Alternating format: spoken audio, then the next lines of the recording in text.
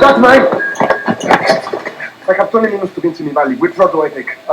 You're going to look at least 90 in this traffic. We've got an 8-part sign-out process. Let me go try to find a pen. With the Oscars on Sunday, we decided to cover one last Oscar-nominated film. Over the last month, we covered most of the movies that are up for Best Picture. Tonight, we're going to be talking about a movie that isn't up for Best Picture, but is up for Best Costume Design, Best Production Design, and Best Original Score. I think Babylon definitely deserves those 3 nominations, but it's probably disappointing for Damien Chazelle, who wrote and directed it. Damien Chazelle has directed a few films at this point, many of which have won various Oscars, including Whiplash and First Man. 1 and 2 and... Looks like that might be all night. Neiman? He also wrote the critically acclaimed Cloverfield sequel, 10 Cloverfield Lane. But, more than any other movie, Chazelle is known for the 14-nomination, 6-win sweep that was La La Land in 2016. That sweep netted Chazelle the Best Director Oscar, making him at 32 the youngest ever winner to this day. We lost, by the way, but, you know. Guys, I'm sorry. No, There's a mistake. there's a mistake. Moonlight, you guys won Best Picture. Moonlight won. Come on, this is not a joke. This is not a joke. I'm afraid they read the wrong thing.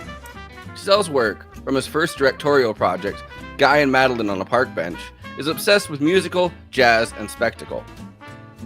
This stems from his background as a jazz drummer, at least in high school, before deciding to pursue film in college. 1 and 2 and... Not my fucking tempo! La La Land was a musical inspired largely by films from the 1920s, although set in modern Los Angeles.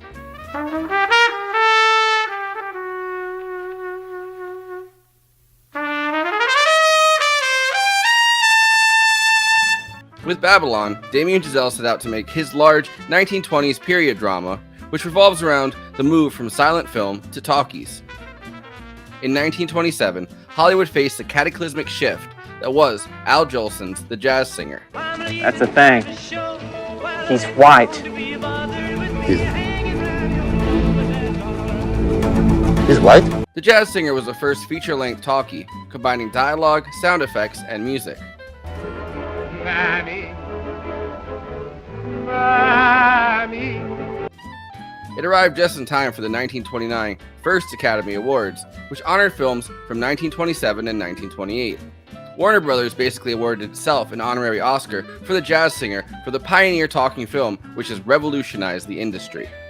It's man. Everything's about to change. Babylon is essentially Chazelle's dark and excessive take on Singing in the Rain. Gene Kelly directed and choreographed Singing in the Rain to be a story about the trials and tribulations of 3 Hollywood stars thrown into the tumultuous talkies. While Singing in the Rain is lighthearted, musical, and fun, Chazelle's companion piece is dark, revels in excess, and is honestly quite grotesque. This is what a degenerate fucking animal from Jersey does.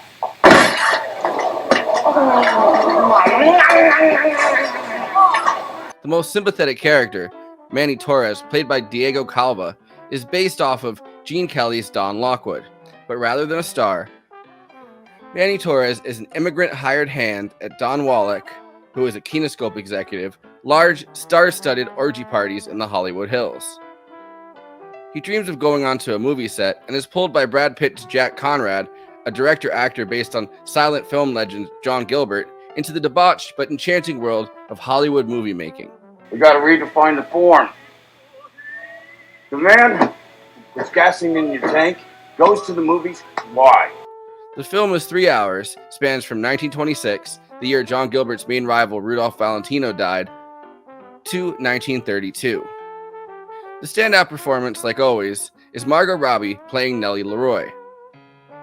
Once again drawing from Singing in the Rain, Nellie is a silent film actress, well, once she's discovered in 1926, whose voice can't keep up with the transition to talkies. Hiya, this is Joanne. Mother! 17, take 6. Mark. Action. Well, hello, college. Who's these? To really show us where we are in time, Jack Conrad places a call to a drunk and already fading Gloria Swanson, the star and inspiration of Sunset Boulevard decades later. Although she has star power, he negs her into coming on set. Gloria, you have buckets of charm. This is real drama we're talking about, Shakespeare level stuff. Of course you could do Shakespeare. You would be spectacular in one of his fluffier plays. The scenes with Margot Robbie are reminiscent of scenes from Singing in the Rain, as Lena Lamont struggles with her harsh voice. Yeah, good head up. You gotta talk into the mic. I can't pick it up. Margot brings the full Harley Quinn accent, and as always, you forget she's Australian. Along with the transition to talkies, Hollywood is transitioning from the pre-code era to the Hays Code. The vice and the libertine lifestyle of stars in the Roaring '20s would be toned down in the 1930s as Hollywood cracked down on sex, drugs, and even plots where bad guys win. Babylon revels in the excess and is breathtakingly beautiful when it hits the nail on the head. However, 3 hours is a long time, and there are times, like Tobey Maguire's very strange cameo, that it feels like Chazelle is just trying too hard to shock us, in ways that are just low art. It's not a low art, you know. I want you to know that.